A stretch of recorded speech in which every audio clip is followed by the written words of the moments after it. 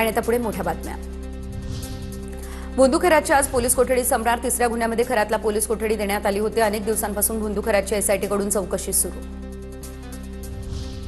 ईडीकडून भोंदू अशोक खराच्या प्रॉपर्टीची चौकशी सुरू। खराच्या ईशान्येश्वर मंदिर नाशिक कार्यालय आणि शहरातील वेगवेगळ्या ठिकाणी असलेल्या जमिनीची ईडी अधिकाऱ्यांनी पाहणी केल्याची सूत्रांची माहिती।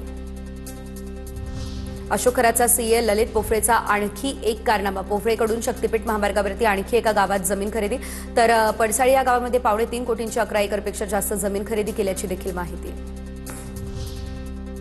नाशिकच्या आयटी कंपनीमधील तरुणींवरील अत्याचार आणि धर्मांतर प्रकरण सह आरोपी वैष्णवी चैनानीची कोठडी संपणार, त्यामुळे आज कोर्टामध्ये हजर केलं जाईल। नाशिकच्या आयटी कंपनीतील लैंगिक शोषण आणि धर्मांतरण प्रकरण केंद्रीय तपास यंत्रणांकडून गोपनीय पद्धतीने चौकशी सुरू। सूत्रांची माहिती, विशिष्ट विचारसरणीच्या लोकांचं नेटवर्क तयार करून मोक्याची पदं काबीज केली जात असल्याचा संशय।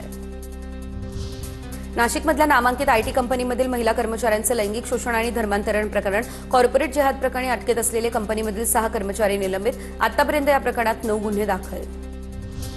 ज्येष्ठ गायिका आशा भोसले यांचं निधन। वयाच्या 93व्या वर्षी अखेरचा श्वास घेतला। ब्रिज कँडी रुग्णालयातून लोअर परळमधल्या निवासस्थानी त्यांना आणण्यात आलं।